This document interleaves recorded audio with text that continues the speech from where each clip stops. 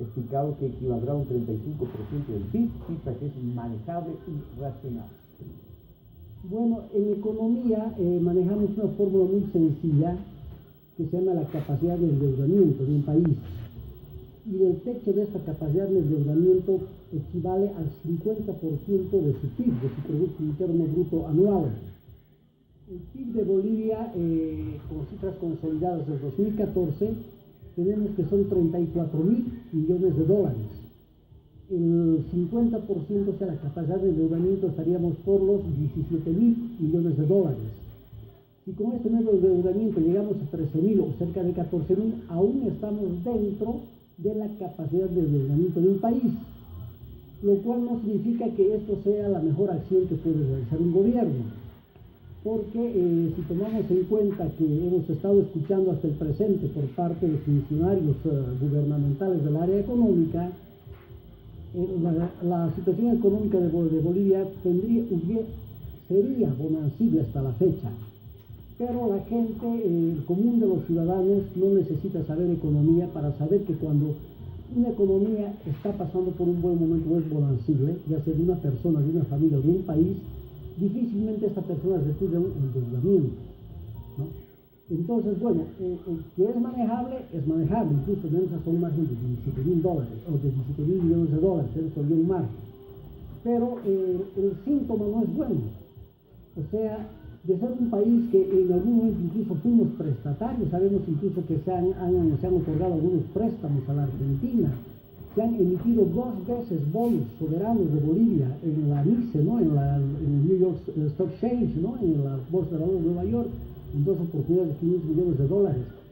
Entonces, en algún momento se dijo incluso en esferas gubernamentales que Bolivia estaba pasando a ser de un país pobre y prestatario a ser prestamista. Sin embargo, esta nueva deuda nos está mostrando que no había sido tan así, o que por lo menos la situación del país está cambiando en mucho. Entonces, este tema en realidad se puede desdoblar en dos, ¿no? O sea, la parte positiva y que es lo que es el discurso gubernamental, y la parte, digamos, que no es tan positiva y que obviamente en esferas de gobierno no se maneja. Por ejemplo, se dice que al tener este préstamo inmenso, porque realmente es bastante grande, hay que recordar que en una de las peores épocas de cuando Bolivia estaba endeudado fue la época de la dictadura del general Banzer, se llegó a alrededor de 4.000 millones de dólares, la deuda total, ¿no? Y era realmente enorme. Ahora, como tú bien dices, estamos sumando 7.000 millones de dólares contratados a la China, más alrededor de 6.000 que ya teníamos. Entonces, otro aspecto que también es cierto del discurso, se dice, esto hace que en el mundo Bolivia sea reconocido como un país que tiene capacidad de endeudarse y además tiene, digamos, la confiabilidad y la credibilidad internacional para prestarse dinero. Eso es cierto. Pero si somos un país con una economía bonancible, como se nos ha dicho en estos últimos años, no deberíamos tener necesidades de recurrir a un préstamo, mucho peor de ese tamaño. Entonces, como tú verás, hay una parte cierta que puede ser positiva y una parte negativa que no se la dice, ¿verdad? Y me imagino que en programas como este, más o menos tenemos que desarrollar todo esto para que la opinión pública sepa realmente cuál es la situación verdadera y no conozca solamente una cara de la medalla, ¿verdad? Es preocupante, yo te digo, en lo personal me preocupa esta deuda. Si bien se ha dicho de que este préstamo de la China va a ir principalmente en infraestructura caminera y ferrocarrilera, principalmente en el oriente boliviano, lo cual es bueno porque esto se debería haber hecho hace años. Tenemos 10 años que hemos estado en un ciclo de expansión económica y que lo hemos visto, o sea, bonos, había dinero en las calles, la gente tenía sentido mejoría en su economía. Pero la economía, yo pienso que en este tiempo se hubiera podido hacer mejores cosas, ¿no? Y voy a insistir nuevamente, el tema de la industrialización.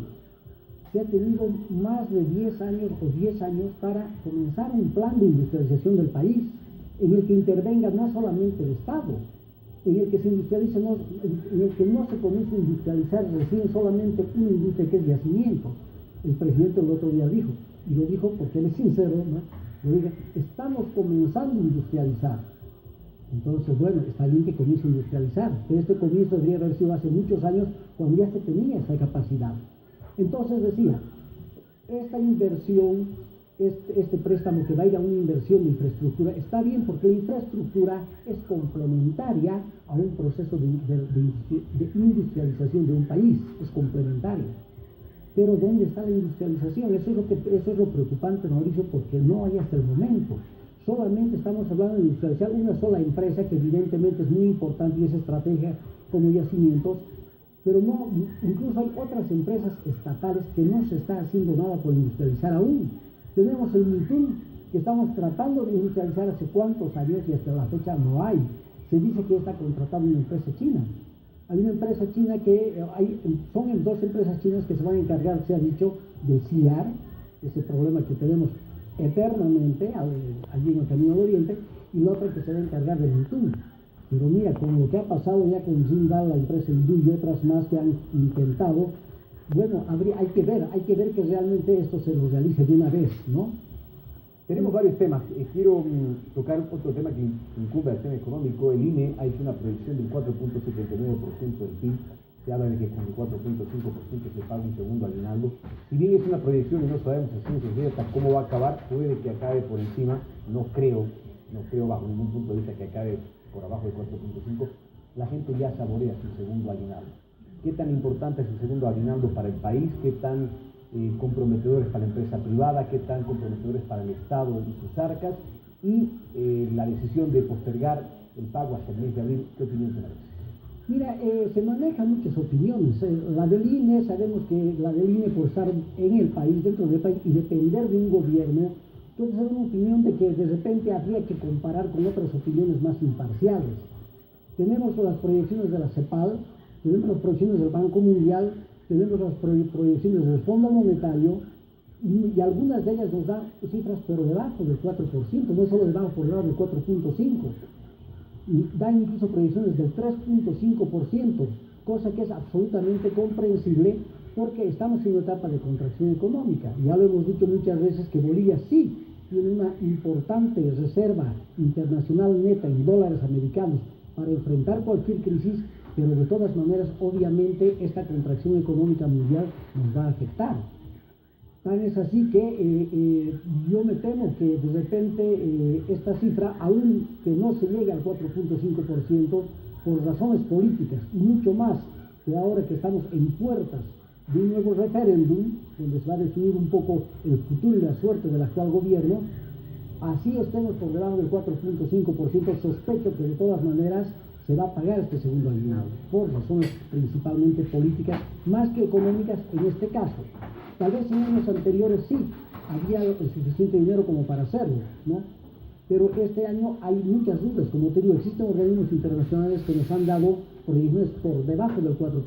Bueno, pero de cualquier manera, esto realmente en el inmediato plazo puede ser beneficioso principalmente para el gobierno, para los empleados y trabajadores que reciben un segundo aguinaldo. Hay la población dependiente está con mucha expectativa para recibir nuevamente un segundo aguinaldo y tener un poco más de dinero para hacer los gastos de fin de año, ¿verdad? Pero nosotros mismos tenemos que estar conscientes de que sostener un doble aguinaldo en una época de contracción económica, incluso para el gobierno, no va a ser beneficioso, porque obviamente estamos viviendo una situación que no sería real. El próximo año va a haber más problemas. Yo creo que ya la gente tiene que un poquito ir asentando los pies en la tierra y comenzar a pensar que de repente el próximo año, aún por razones políticas, va a ser posible este pago. Pero lo peor, Mauricio, porque al fin y al cabo el Estado tiene de dónde pagar, ¿no? Tiene impuestos, tiene una serie de entradas. Lo preocupante es de la empresa privada. Y no es que esté sacando la empresa, cara por la empresa privada porque no tengo ninguna ligación con ella. Yo, mira, esto lo estoy haciendo como económico independiente. Pero cuando una persona se preocupa de la economía de un país, tiene que preocuparse de ambos sectores, del sector público que es el Estado y también del sector privado.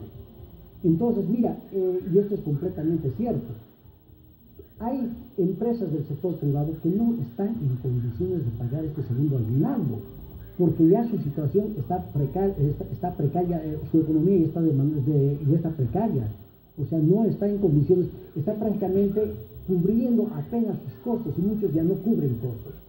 Obligar a empresas que no están cubriendo costos a pagar un segundo doble aguinaldo, o sea, aumentar sus costos ficticiamente, es simplemente llevarlas a la quiebra. Y eso no va a beneficiar absolutamente a nadie. Uno piensa que esto se va a quedar simplemente en el empresario o la empresa quebrada, pero esto tiene un efecto multiplicador.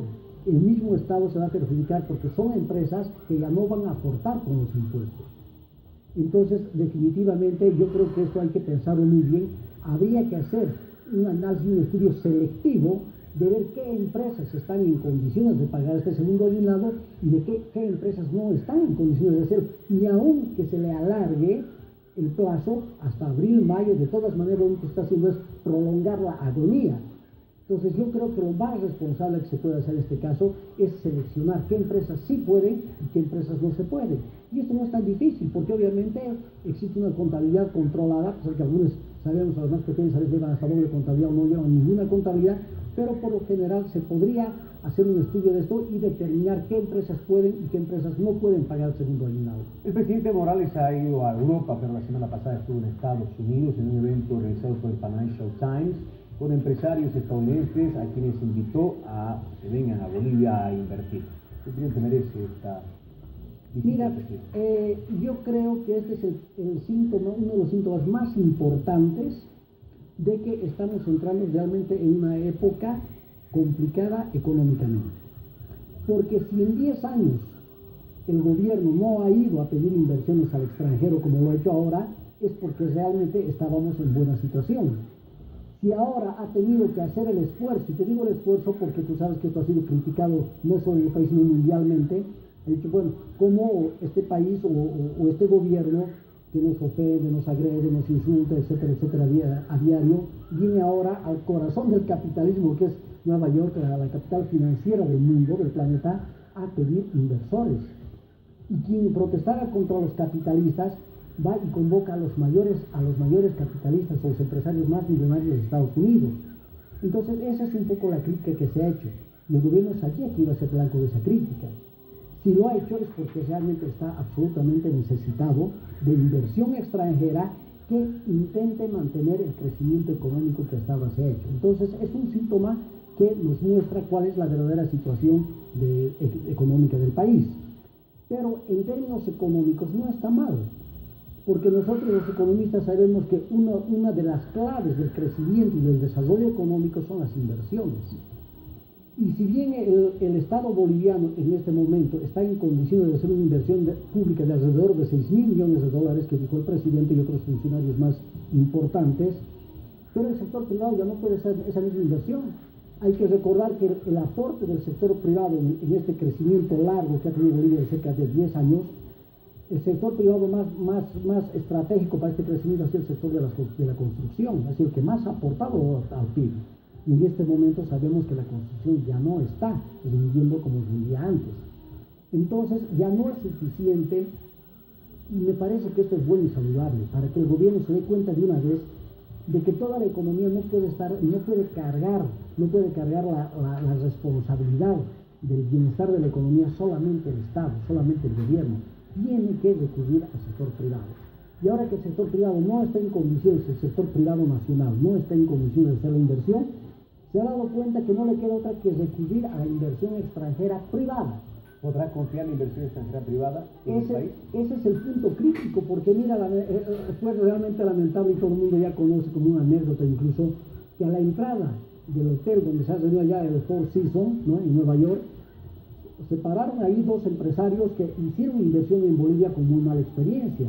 Uno boliviano, el presidente de Eurosur, el empresario oriental, y el otro que era un estadounidense, Schweitzer, ¿no?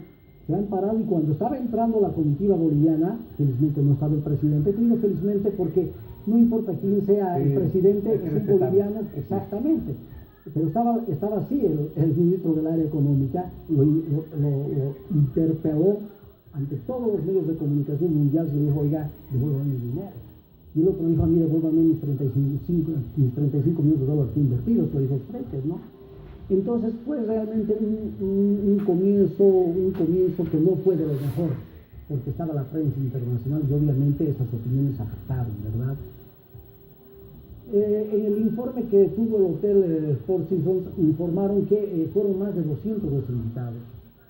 Pero el momento en que el presidente en su discurso dijo, bueno, no vamos a permitir que atenten contra la estabilidad del gobierno y queremos socios, no patrones, que está bien, ¿no? Porque pero tal vez no era necesario en casa ajena, en país extraño, hacerlo de ese modo. Se ha ido la mitad, se ha vaciado la mitad del auditorio en el momento que dijo eso. Quedaron algo más de 100 o alrededor de 100 y sabemos que los que se han inscrito para tener contacto con el gobierno felizmente fueron un poco más de 20, ¿no? Algo es algo, ojalá que lleguen a invertir, pero el otro síntoma también, no es necesario tener información confidencial ni extraoficial. El hecho de que ahora se esté yendo a Europa es también otra señal de que de repente no están muy satisfechos con lo que se ha podido lograr en Estados Unidos. Como boliviano, Mauricio, yo deseo que les vaya muy bien en esta atracción de inversiones en Estados Unidos, en Europa, en el Asia, donde vayan, ¿no?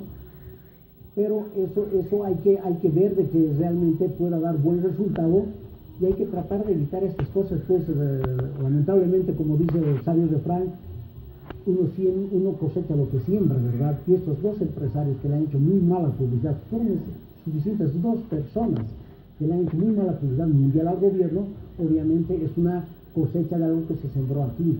Hay que respetar a la persona, hay que respetar al empresario, hay que respetar las normas y las reglas. Yo estoy muy de acuerdo con lo que la empresa privada viene pidiendo hace muchos años, seguridad jurídica, reglas claras.